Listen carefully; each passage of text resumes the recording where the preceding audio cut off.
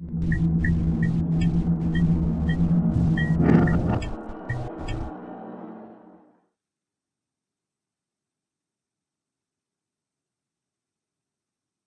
whimpered in fear. I'm only a little ashamed of that, given that I have an inkling of what Millie really was.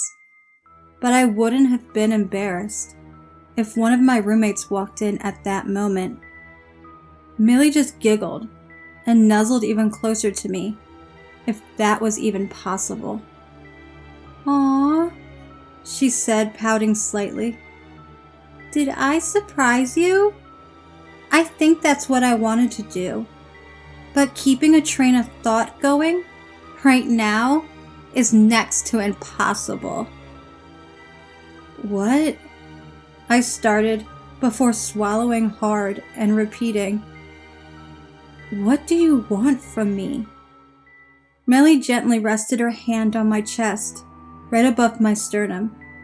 I froze, cold sweat prickling my skin and making me shake.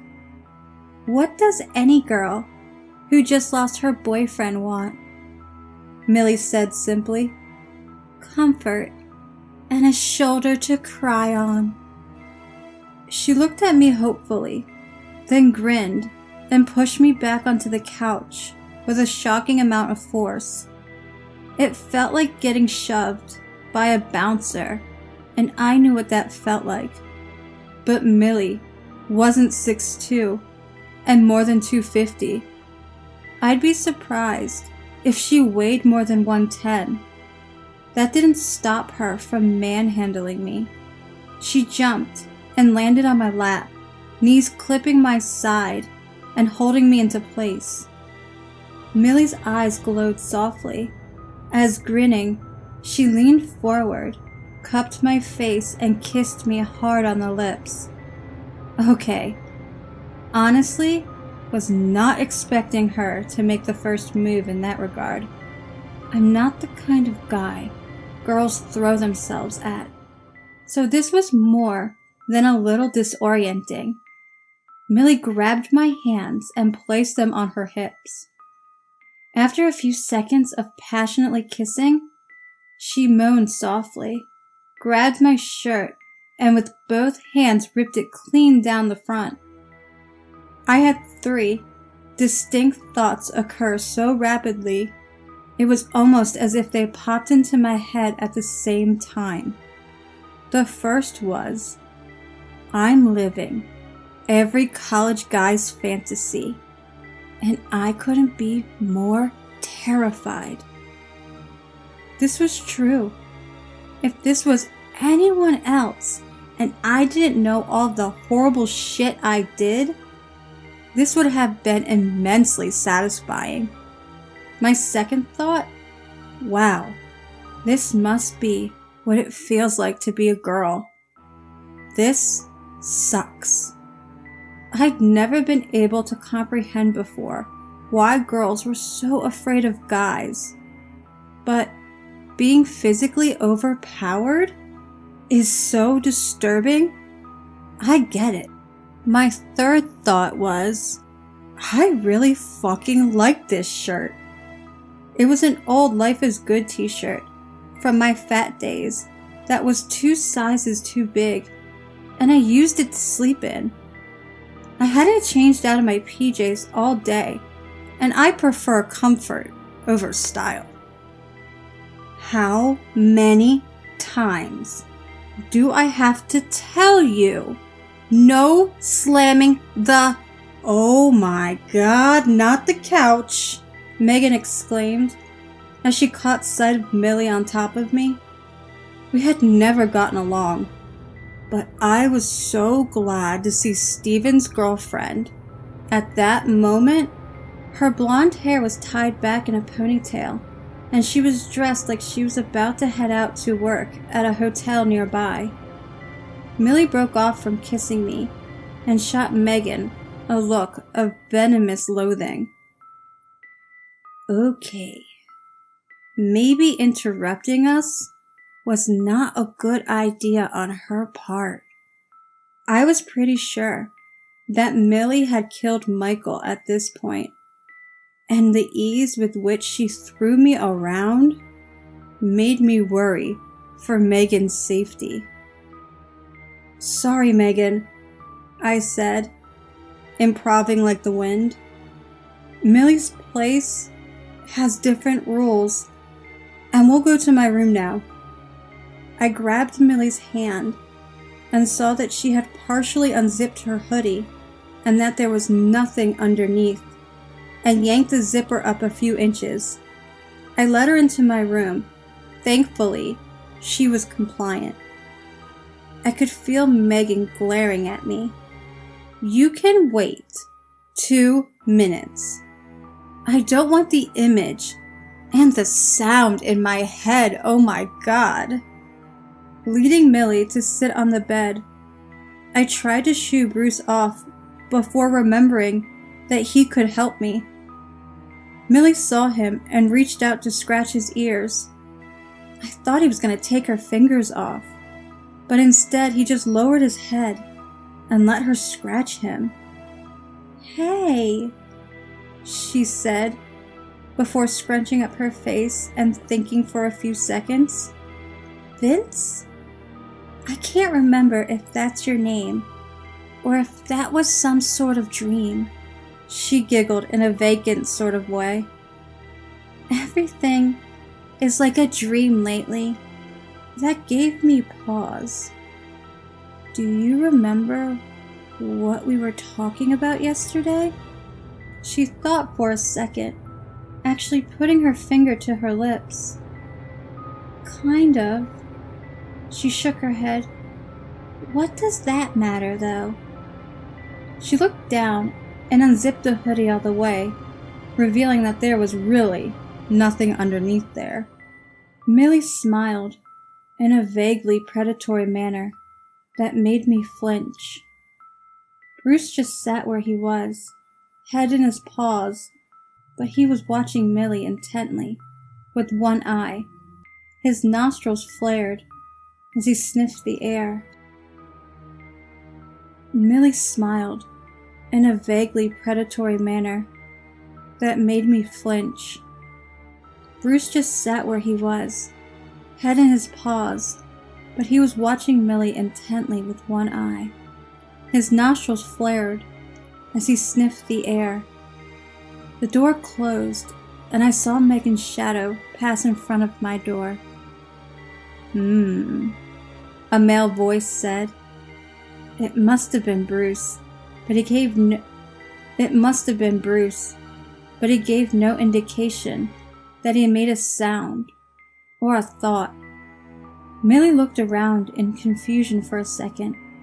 She shrugged and then turned back to me. "Now then," she said. Millie reached out with one hand, and I reflectively scrambled back.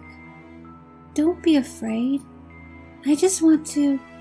She was cut off and disappeared from my sight as she thumped on the floor. Bruce, faster than I could track, had somehow wrapped his jaws around the back of Millie's neck and had thrown her to the ground. "Okay," he said. "I have an idea of what you are now." Millie wiggled on the floor, trying to find a weakness in Bruce's grip. "I'm a college freshman," Millie said indignantly, before stopping and asked, "Who asked that?" "The guardian, who could kill you and your vessel with a thought," Bruce said. "Vessel?" I asked. "This is possession of sort," Bruce said. More like an identity loan. The thing you call the stranger is partly in this girl and partly in the Aether. Sometimes it's in control, but I imagine that doesn't happen a lot.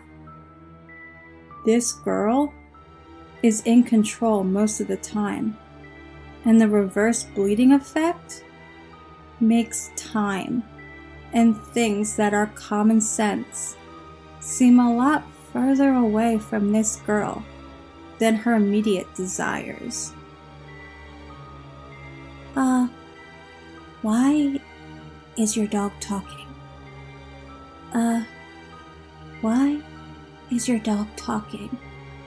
Millie said, more curious than afraid. Long story, I said, shelving my miscellaneous questions. So, who's talking now? The girl, Bruce said, now that I'm closer and literally right up in her scent. I think I'm catching a hint of genuine witch. That's irrelevant, though. I need to speak to the thing dreaming in the back of the girl's mind. I'm not a normal human being. I'm special, Millie said proudly. In the good sense and the bad, Bruce said. Now wake up, stranger. A 6th tier, negative order Celestial can barely stand holy fire. Anything more than a spark from me and your essence will be fired to oblivion. 6th tier, negative order Celestial, I repeated flatly. That sounded like a completely different can of worms. Is that good or bad? With the exception of Big Ozzy, Bruce said, the 2 old ones you described are tier 1 and 2, though with some caveats in Nar's case. A husky feminine chuckle sounded against the carpet.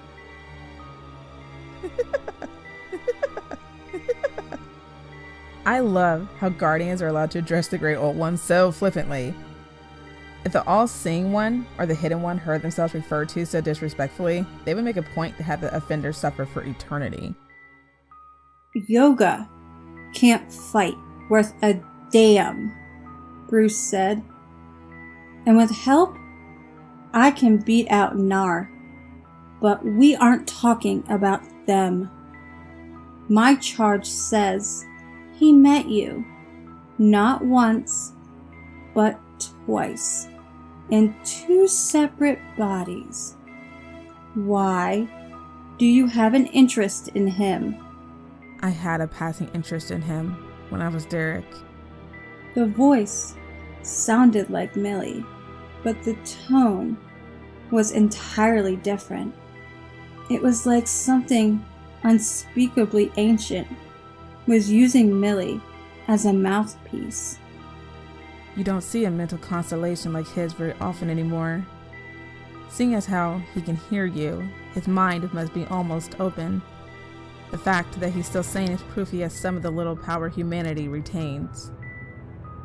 Unfortunately, Bruce said, I was hoping for a break after the last few decades. Things were already getting insane. Now I'm gonna get dragged back into that insanity. Wouldn't know, the stranger said bluntly. I would have let him well alone if it weren't for this girl. I'm a contract maker, and I'm obligated to fulfill the terms of the girl's contract within the fortnight of the time I allot myself. So, she wanted to make my life miserable and summon a demon for help? I asked. Just because I'm in control doesn't mean she can't hear you, the stranger said. We are distinct. I don't own her soul or any such nonsense. I'm not a spirit in need of sustenance. I'm just bored. The girl simply wanted to be understood. Like you, she isn't normal. while your particular condition is more of a collection of circumstances and consequences. The girl's gift is inborn and genetic, one of only a few genuine witches left in the world. Bruce snorted. Maybe 4 or 5 generations removed. I'd be surprised if she could do a simple hex. So she just wants someone who can empathize with her. I could almost hear the eye roll. Why physical creatures think to arbitrarily divide a mind between thoughts and emotions, I'll never understand. Yes, she wants someone who can relate to her situation. It's quite sad. She's been hurt a lot in her life. That's why she lashed out at her last boyfriend. He tried to hit her, in a fit of anger that he felt bad about, but by then it was too late. You should be careful, or she might do the same. A quick flash of light illuminated the room. Just the teeniest illumination that made the room only barely lighter. The scream that followed was sanity bending in and off itself. Millie was there, but overlaying it was a screeching cacophony of sounds from throats that were not human, were not even of this earth. I covered my ears, only to realize that the screech was psychic as well as physical. The unearthly wail still set off car alarms, and I could feel my very soul, essence, whatever, attempt to pull back from the horrific sound. I heard the glass of my window crack.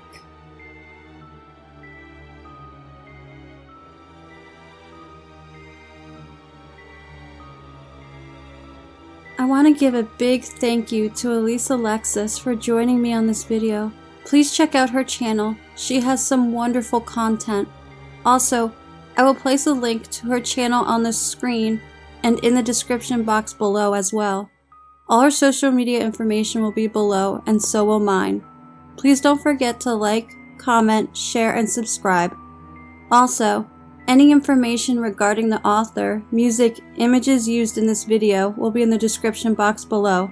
Happy Thanksgiving to all my American viewers. Don't forget, I'll see you.